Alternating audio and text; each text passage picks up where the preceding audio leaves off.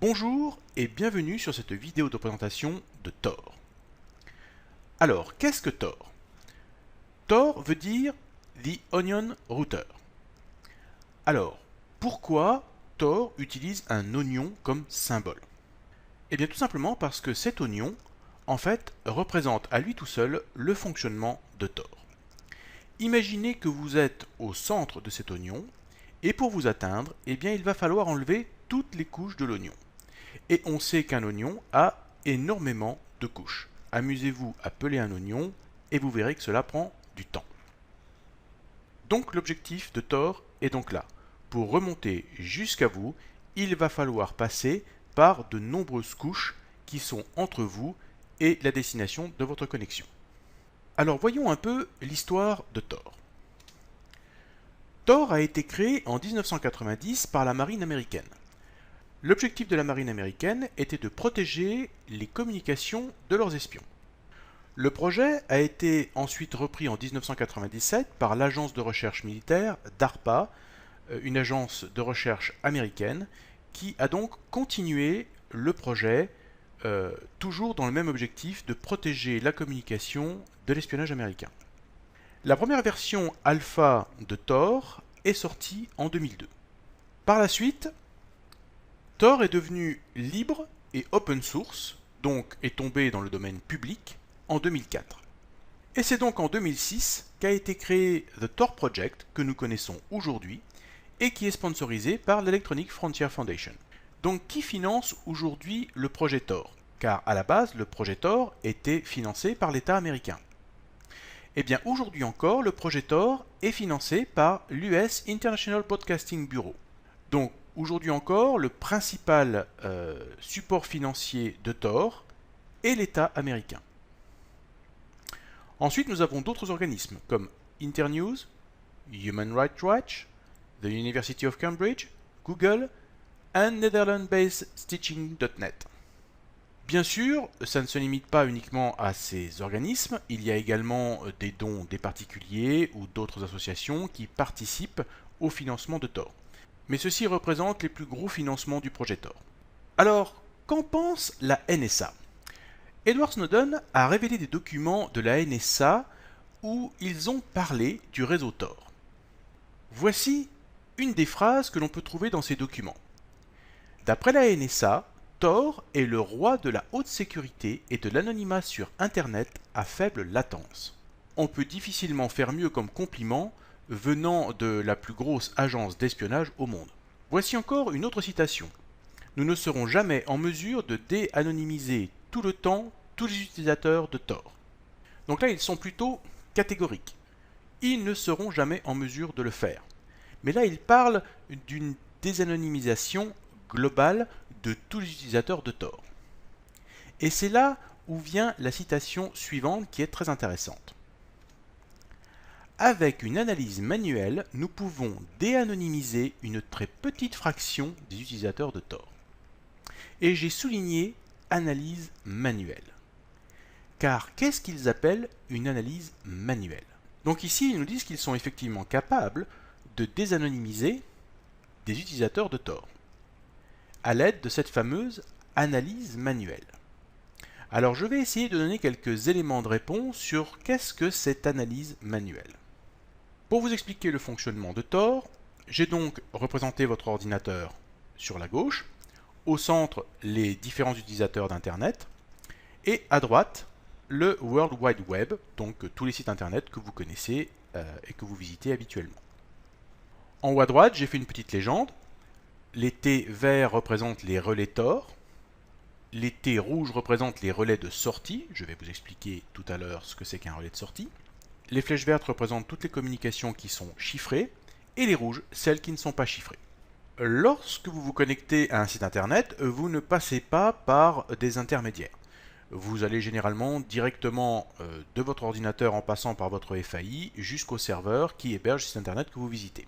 Le plus souvent, la communication entre vous et le site internet que vous visitez n'est pas chiffrée, sauf dans le cas où vous visitez des sites internet en HTTPS qui sont donc sécurisés par du TLS, anciennement appelé SSL.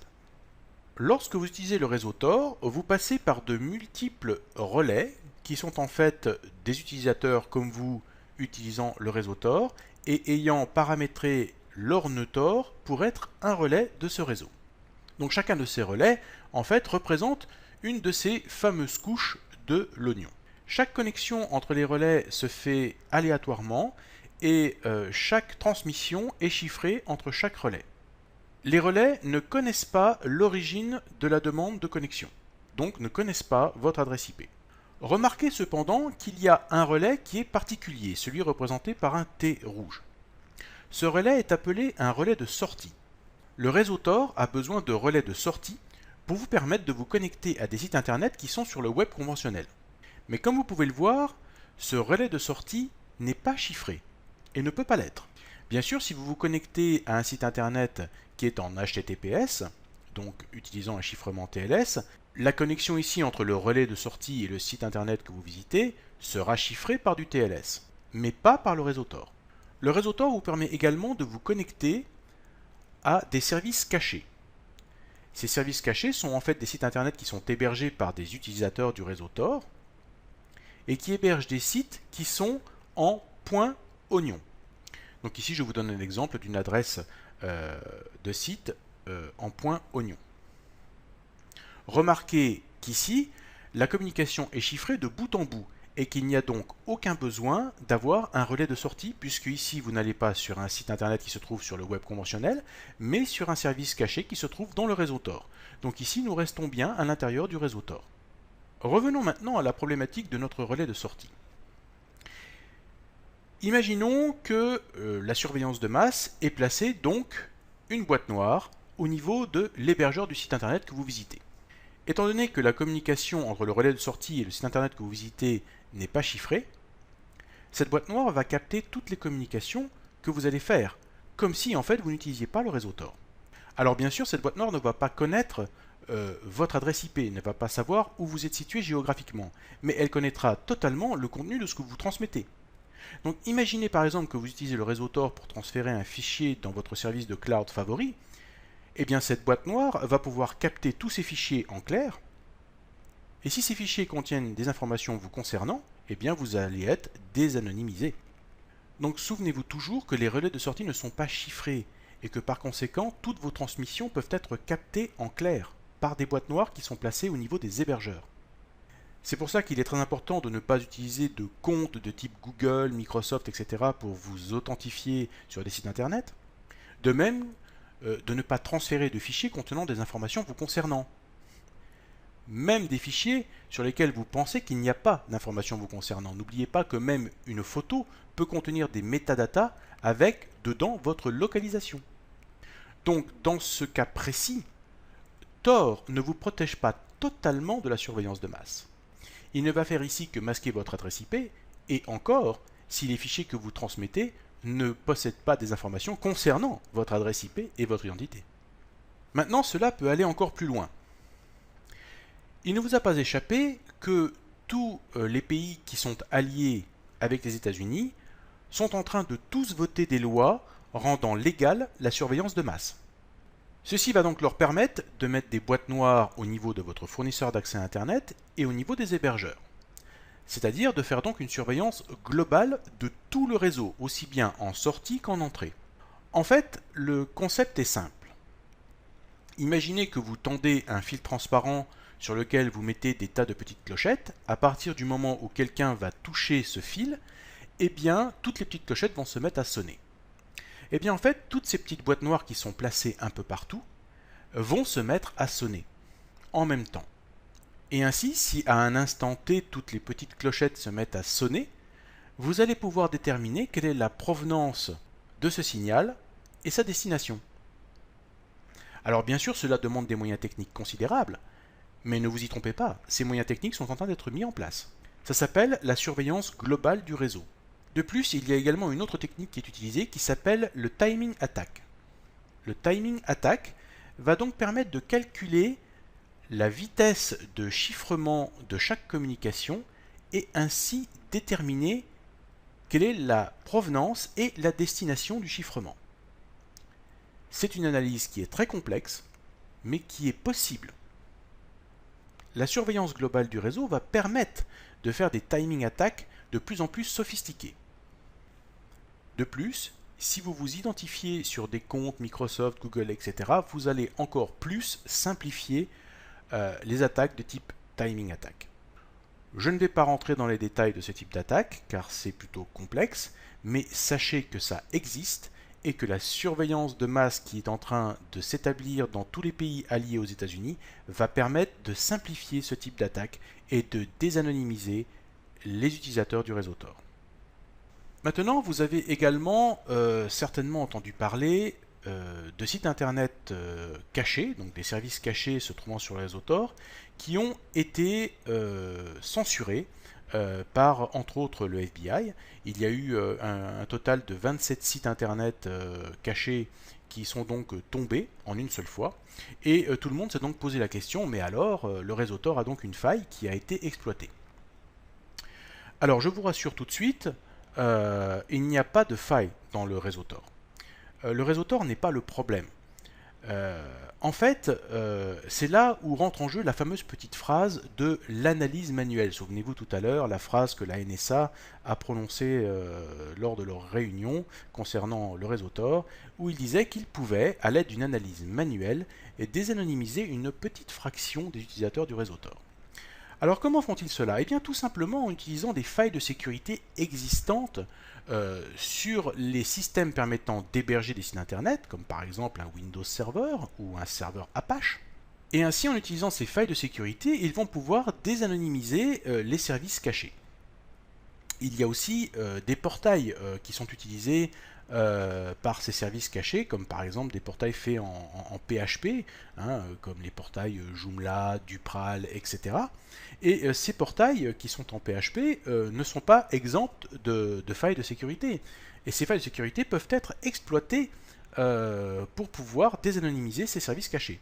De même, comme il est tout à fait possible de savoir que quelqu'un utilise le réseau Tor, eh bien, on peut très bien vous cibler, vous particulièrement, et essayer de vous désanonymiser simplement en utilisant des techniques de hacking classiques, comme l'utilisation de malware, du phishing, tentative de trouver des failles dans votre operating system, comme Windows ou Linux, etc.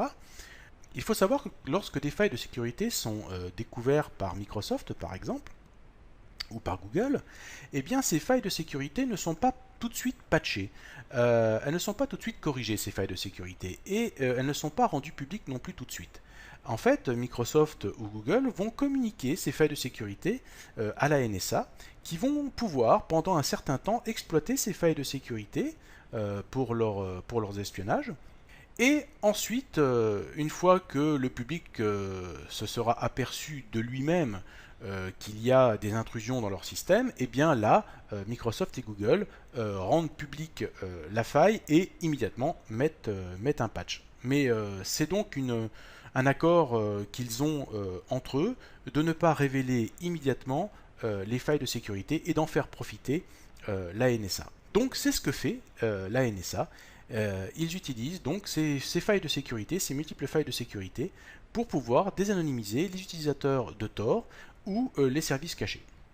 Donc ici, je le répète, ce n'est pas le fonctionnement de Tor en lui-même qui est en cause lorsque vous voyez des sites cachés qui tombent ou des utilisateurs de Tor qui tombent également. Ce n'est pas le réseau Tor qui est en cause, mais les failles de sécurité des sites internet, des portails qui sont utilisés, des systèmes d'exploitation qui sont utilisés pour héberger ces sites, qui sont en fait hackés par la NSA ou d'autres organismes. Alors, quelle est la meilleure façon d'utiliser Tor? Alors, il faut de préférence toujours utiliser le Tor Browser Bundle. Le Tor Browser Bundle est donc un explorateur internet basé sur Firefox, qui est donc conçu pour surfer sur internet à l'aide du réseau Tor. Et bien sûr, toutes les failles de sécurité possibles qui sont dans Firefox ont été fermées par l'équipe de développement de Tor, de façon à faire un explorateur internet le plus sécurisé possible. Ensuite, eh bien, pour éviter l'exploitation des failles de sécurité de Windows ou de Linux, vous pouvez utiliser des systèmes qui sont conçus pour Tor, comme par exemple Tails. Tails qui, je vous le rappelle, doit être utilisé avec une clé USB, c'est-à-dire vous bootez votre machine avec Tails, et surtout ne jamais utiliser Tails sur une machine virtuelle. Donc si vous voulez en apprendre plus sur Tails, je vous invite à regarder la vidéo que j'ai fait sur ce sujet. Donc si vous souhaitez utiliser le réseau Tor à l'aide d'une machine virtuelle, je vous invite à utiliser Unix, et je vous invite également à regarder la vidéo que j'ai fait sur ce sujet. Alors, je vous rappelle une fois de plus qu'il ne faut jamais s'identifier sur des comptes de type Google, Microsoft, Facebook, etc. En utilisant le réseau Tor. Bien sûr, il faut toujours préférer les sites en .oignon par rapport aux sites du web conventionnel. Car comme vous l'avez vu, lorsqu'on utilise des sites en .oignon, eh bien, la communication est chiffrée de bout en bout et il n'y a pas de relais de sortie qui sont utilisés. Et enfin, il faut toujours veiller à utiliser la dernière version de tous les systèmes que vous allez utiliser, que ce soit Tor, Tails, Unix, etc. Faites attention de toujours bien utiliser la dernière version avec les derniers patchs et les derniers correctifs de sécurité. Bien, passons aux choses concrètes, et pour commencer, je vais vous montrer comment utiliser Tor sous Windows. Donc la première chose à faire est d'aller sur le site torproject.org. Comme vous pouvez le voir, depuis peu de temps, Tails est également proposé sur le site du Tor Project, donc on peut voir qu'il va certainement y avoir une collaboration étroite entre Tor et Tails. Donc la première chose à faire, c'est de cliquer sur le bouton Download Tor. Vous choisissez votre langue, puis vous cliquez sur Download Tor Browser. Vous n'avez plus qu'à faire enregistrer sous et mettre le fichier où vous voulez sur votre ordinateur. Je l'ai déjà fait, donc je vais vous montrer ce fichier. Donc ici vous avez un fichier qui est en fait un fichier auto-extractible. Tor Browser install, et ici c'est la version 4.5.1. Et je vais double-cliquer sur ce fichier. Ici, il nous indique l'endroit où il va installer Tor. Donc, vous pouvez choisir n'importe quel endroit qui vous convient sur votre ordinateur. Ça a peu d'importance. Mais si vous avez la possibilité de mettre votre Tor Browser sur un disque dur chiffré, ce sera pas plus mal. Donc, je clique sur Installer. Donc ici, en fait, il va décompresser tous les fichiers sur un dossier sur mon bureau. Alors, il me propose tout de suite de lancer le Tor Browser. Je ne vais pas le faire parce que je vais vous montrer comment le lancer manuellement. Donc ici, j'ai donc mon dossier Tor Browser. Si je l'ouvre, vous voyez qu'ici, j'ai un raccourci Start Tor Browser que d'ailleurs, je peux mettre sur mon bureau. Ainsi, je me retrouve avec un raccourci sur mon bureau que je peux aussi mettre dans ma barre de tâches ou dans n'importe quel autre menu. Et je double-clique dessus et ça va me lancer pour la première fois le Tor Browser. Donc vous pouvez vous connecter immédiatement au réseau Tor, ou vous pouvez également configurer votre réseau s'il a quelques particularités, comme par exemple si votre réseau utilise un proxy. On va cliquer sur Configurer pour voir quelles sont les autres possibilités. Alors ici, on vous propose de passer par un bridge plutôt que par un relais habituel, dans le cas où votre fournisseur d'accès à Internet bloquerait les connexions au réseau Tor. En effet, il faut savoir qu'il est possible d'avoir une liste des relais et également des relais de sortie du réseau Tor, et donc il est facile pour des fournisseurs d'accès à Internet ou pour des hébergeurs de faire une blacklist de ces différents relais et de ces différents relais de sortie, et ainsi de bloquer le réseau Tor. Donc le réseau Tor n'est pas particulièrement difficile à bloquer. Mais certains relais sont difficilement listables et donc peuvent être utilisés pour échapper à ces fameuses blacklists. Donc c'est un cas un petit peu particulier puisqu'en fait il y a assez peu de pays qui aujourd'hui bloquent réellement tout le réseau Tor. Mais certains pays commencent à le faire, en particulier les pays qui ont des régimes plutôt dictatoriaux. Je n'entrerai pas ici dans les détails techniques de la configuration d'un bridge. Donc si vous utilisez un proxy, vous avez la possibilité également ici de paramétrer Tor pour qu'il passe par votre proxy. Ça peut être un proxy de type Privoxy ou autre, mais bien sûr, il n'est pas vraiment conseillé d'utiliser volontairement Tor à travers un proxy. Il vaut mieux ne pas utiliser des systèmes de type Privoxy ou autre. mais cependant, la liberté vous est donnée de pouvoir le faire. Maintenant, je vais cliquer sur se connecter.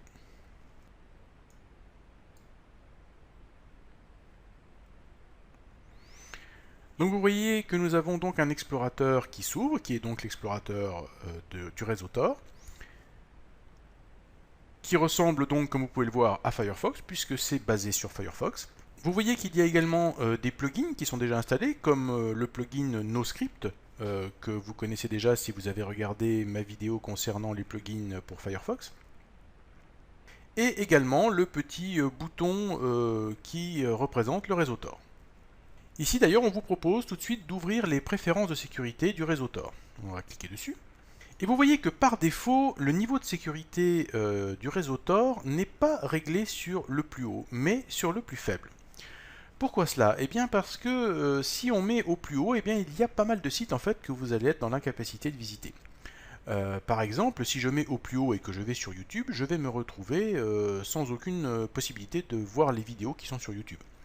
Car ces vidéos utilisent des plugins de type Flash Player ou autres, utilisent également beaucoup de JavaScript, etc., etc. Enfin, plein de plugins qui peuvent vous désanonymiser.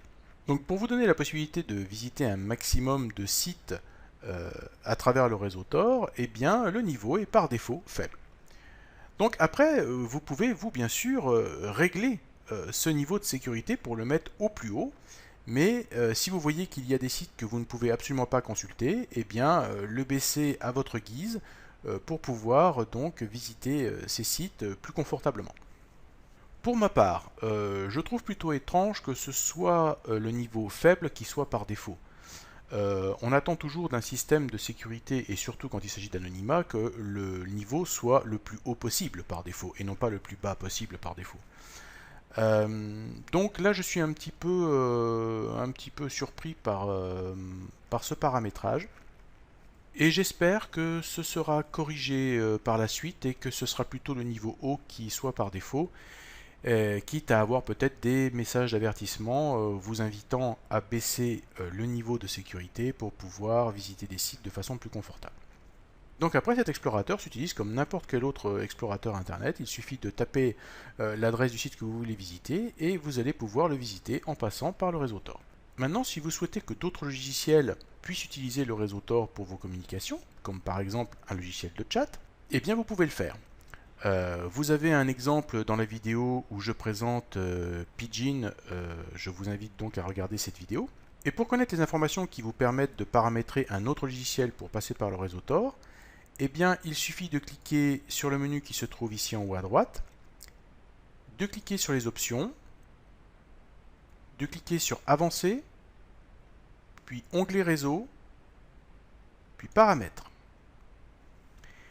Et ici, vous voyez que nous avons comme hôte de SOCKS 127.0.0.1 et comme port 9150. Donc si vous avez la possibilité dans vos autres logiciels de paramétrer un proxy, vous pouvez indiquer donc comme information de ce proxy l'adresse 127.0.0.1 et le port 9150. À partir du moment où vous avez fait ça, votre logiciel va donc se rediriger sur le réseau Tor. Alors bien sûr, cela vous oblige à toujours lancer le Tor Browser avant de lancer votre autre logiciel pour qu'il puisse utiliser le réseau Tor. Car le Tor Browser va déclencher le réseau Tor. Donc soyez quand même vigilants, car les développeurs du réseau Tor nous déconseillent fortement par exemple d'utiliser le réseau Tor avec des logiciels pour faire du téléchargement en BitTorrent, car souvent ces logiciels ne font pas passer l'intégralité de leur communication à travers le réseau Tor, mais peuvent parfois faire quelques infidélités même si vous avez configuré votre proxy correctement, et envoyer d'autres informations qui pourraient vous désanonymiser. Sans parler du fait que le téléchargement de BitTorrent ou n'importe quel autre téléchargement en peer-to-peer est très gourmand en bande passante et donc vous allez rendre le réseau Tor beaucoup plus lent pour tous les autres utilisateurs. Je vous déconseille fortement d'utiliser le proxy Tor pour vos téléchargements en BitTorrent. Bien, maintenant je vous propose d'installer Tor sur Linux. Ici, je suis sous Debian 8, qui porte le petit nom de Jessie. Et je ne vais pas installer Tor comme je l'ai fait sous Windows, car c'est en fait exactement la même chose, hein, c'est-à-dire que vous pouvez tout aussi bien installer le Tor Browser sous Linux. Mais là, je vais préférer installer Tor sous la forme d'un service qui va tourner en arrière-plan sous Linux et qui va me permettre de faire passer n'importe quel logiciel par le réseau Tor. Donc il se trouve que les informations permettant de faire cela se trouvent dans la documentation de Tor qui est en ligne. Donc à l'adresse que vous voyez ici à l'écran. Et on nous propose deux méthodes pour installer ce service. La première méthode est très simple, elle consiste à taper juste apt-get install Tor, mais je dirais qu'elle est trop simple puisqu'il manque quelques sécurités comme entre autres les clés GPG qui permettent d'authentifier avec certitude que le package vient bien du Tor Project. Donc je vais plutôt préférer la deuxième option. Donc ici c'est très simple, il vous suffit de cliquer sur ce menu déroulant pour sélectionner la version de Linux que vous avez. Donc ici on nous propose du Debian et du Ubuntu. Alors je me permets de faire une petite parenthèse et je vais donner mon avis personnel. Ubuntu est à mon avis la pire version de Linux concernant la sécurité et la protection de l'anonymat. Je ne vais pas rentrer dans les détails, mais étant donné que Ubuntu a des accords commerciaux, j'estime qu'on ne peut pas faire confiance à cette version de Linux. Donc ici, donc, je choisis Debian Jessie, qui est donc la version que j'utilise à l'heure actuelle, donc Tor, et la version stable. Donc ici, la première chose qu'on nous demande de faire, c'est de modifier un fichier qui se trouve donc dans etc apt source list, et d'y ajouter ces deux instructions. Donc je vais faire un copier de ces deux instructions, et je vais aller tout de suite prendre mon terminal,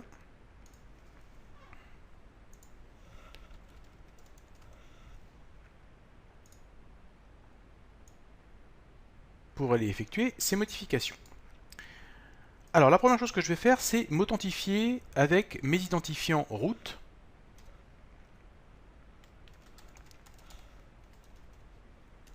Sur cette machine.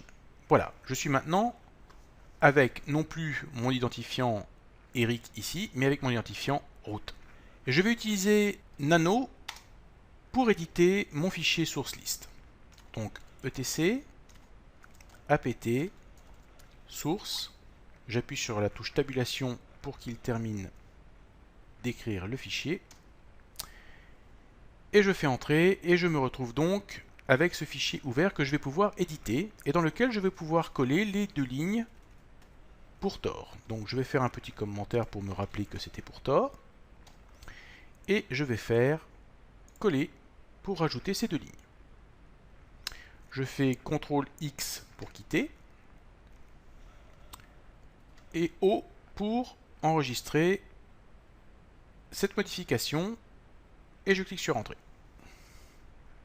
La deuxième étape va consister à importer les clés GPG qui permettent de signer les packages de Tor. Donc je vais copier-coller déjà cette première ligne, ce qui va m'éviter de tout taper.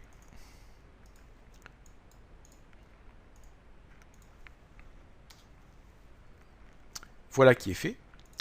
Et je vais copier-coller la deuxième ligne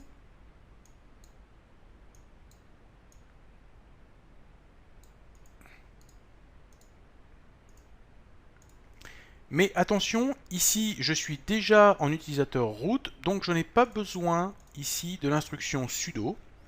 Donc je vais l'enlever.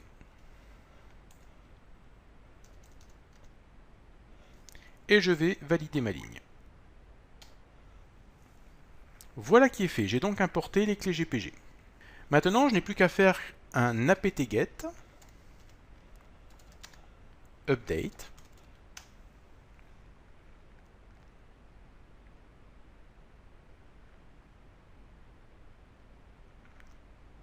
Puis je peux copier-coller cette ligne pour installer le service Tor. Je confirme.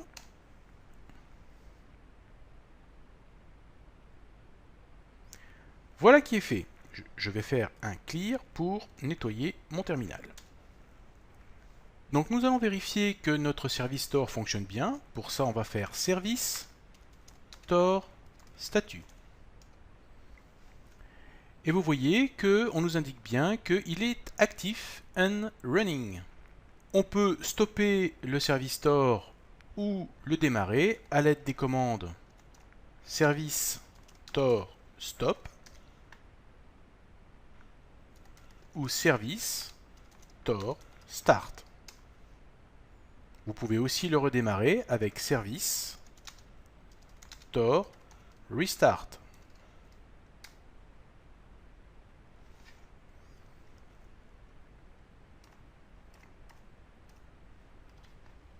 Et vous voyez que son statut est toujours actif and running. Donc ce qui est intéressant maintenant, c'est que nous allons pouvoir faire passer la communication de n'importe lequel de nos logiciels sous Linux à travers le réseau Tor en utilisant ce service. Alors je vais vous montrer comment on peut faire ça avec par exemple notre explorateur internet Iceweasel. Mais avant, je vais installer un petit plugin particulier qui s'appelle Foxy Proxy. Alors pourquoi utiliser Foxy Proxy? Eh bien tout simplement parce que je veux que mon explorateur Iceweasel puisse parfois utiliser le réseau Tor et parfois utiliser le réseau normal.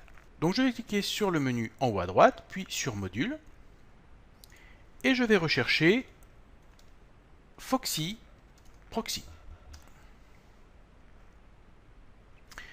Alors vous voyez qu'il y a deux versions, une version standard et une version basique.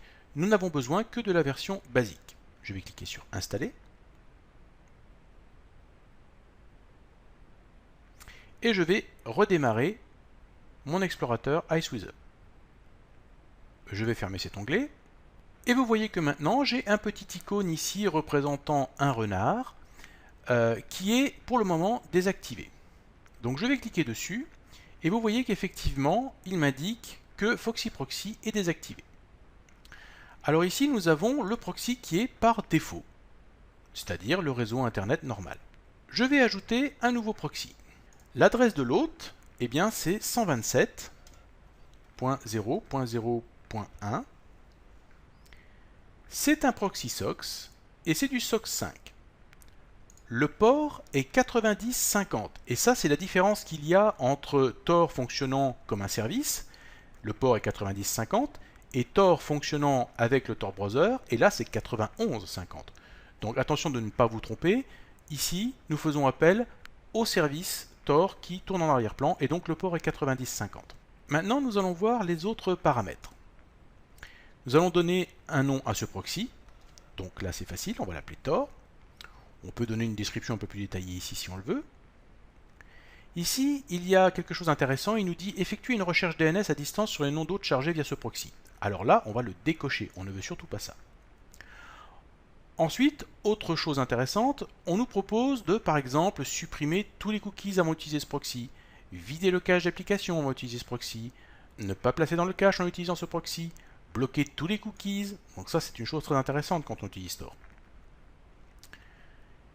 Et puis donc je vais changer la couleur pour mettre une couleur verte qui va m'indiquer que je suis en sécurité. Voilà qui est fait. Et je vais dire OK. Bien, voilà, j'ai mon proxy Tor qui est donc configuré. Maintenant, je vais éditer celui-ci pour simplement lui changer la couleur et lui mettre la couleur rouge pour que je puisse bien voir que je ne suis pas sur Tor. Et je clique sur OK. Et maintenant, je vais activer Foxy Proxy en mode par défaut. Je vais fermer. Vous voyez donc qu'ici, j'ai mon petit renard qui est bien rouge et qui m'indique que je suis sur le réseau Internet classique. Donc là, je vais aller sur l'adresse du site whatismyipaddress.com et je vois qu'il me donne bien ma véritable adresse IP ainsi que ma localisation. Maintenant, je vais faire un clic droit sur l'icône de Foxy Proxy et je vais lui dire utiliser le proxy Tor. Et je vais recharger la page du site whatismyipaddress. Et là, nous pouvons voir qu'il ne me donne plus mon adresse IP et il ne me donne plus non plus ma localisation. Vous voyez même qu'il est capable de détecter que nous passons par un Tor Exit Node, donc un relais de sortie. Donc Foxy Proxy est une méthode très pratique pour pouvoir donc switcher du réseau Internet classique au réseau Tor. Cependant, dans tous les cas de figure, il est de toute façon quand même conseillé d'utiliser le Tor Browser pour surfer sur le réseau Tor, en particulier si vous voulez aller sur des sites en .onion. Alors parfois, on me demande comment passer tout le trafic réseau de Linux sur le réseau Tor. Je déconseille de faire ça. Pourquoi? Parce que vous n'avez absolument aucune idée de ce qui peut tourner sous Linux, des services ou autres, qui peuvent donc tous passer par le réseau Tor. Et comme je vous l'ai expliqué tout à l'heure, n'oubliez jamais que le relais de sortie n'est pas chiffré. Donc vous pouvez très bien avoir des services ou d'autres logiciels qui vont, sans que vous le vouliez, transférer des données qui vont vous désanonymiser et donc à ce moment-là rendre tout à fait inefficace le réseau Tor. Donc il vaut mieux être sélectif sur quels sont les logiciels que vous voulez voir passer par le réseau Tor et ceux que vous ne voulez pas voir passer par le réseau Tor. Si vous souhaitez réellement passer intégralement par le réseau Tor, alors utilisez des systèmes comme Tails ou Unix. Mais n'utilisez pas de versions comme Debian ou Ubuntu. Donc, soyez sélectif dans les logiciels que vous voulez voir passer par Tor, de façon à ne sélectionner que des logiciels qui n'enverront pas d'informations vous désanonymisant. Bien, maintenant j'aimerais vous expliquer comment participer activement à l'amélioration du réseau Tor. En effet, comme vous avez pu le voir, on peut se configurer comme étant un relais ou un bridge ou même un relais de sortie. Alors concernant le fait de devenir un relais, vous trouverez facilement de la documentation parlant de ça. J'aurai peut-être l'occasion de vous montrer comment faire pour faire un relais Tor. Cela ne pose pas de problème particulier. Par contre, il n'en est pas de même pour ce qui est des relais de sortie. En effet, si vous décidez de faire un relais de sortie, en fait, c'est votre adresse IP qui sera montrée au site que les autres utilisateurs de Tor vont visiter. Et donc, si une personne utilisant le réseau Tor fait quelque chose d'illégal avec votre relais de sortie, eh bien c'est votre adresse IP qui sera visible et donc c'est vous qui serez condamnable. Donc ne faites surtout pas de relais de sortie, en particulier si c'est sur votre réseau personnel à la maison. Mais par contre, vous avez une autre possibilité pour participer à l'amélioration du réseau Tor, c'est de pouvoir faire des dons à des associations qui ont décidé de mettre en place des relais de sortie. Donc pour faire des dons, vous avez la possibilité d'aller sur torservers.net, qui est un des plus gros fournisseurs de relais de sortie pour le réseau Tor. Mais vous avez également en France le site nosoignons.net, qui également administre des relais de sortie pour le réseau Tor et qui se situe sur Toulouse. Donc si vous voulez aider le réseau Tor à s'améliorer, n'hésitez pas à faire des dons à ces associations qui, grâce à vos dons, vont créer des nouveaux relais de sortie et vont permettre au réseau Tor d'être plus rapide, plus efficace. Voilà, j'aurai certainement l'occasion de reparler encore du réseau Tor, qui est un vaste sujet. J'espère que vous avez aimé cette vidéo, je vous remercie de l'avoir regardée et je vous dis à très bientôt pour d'autres vidéos.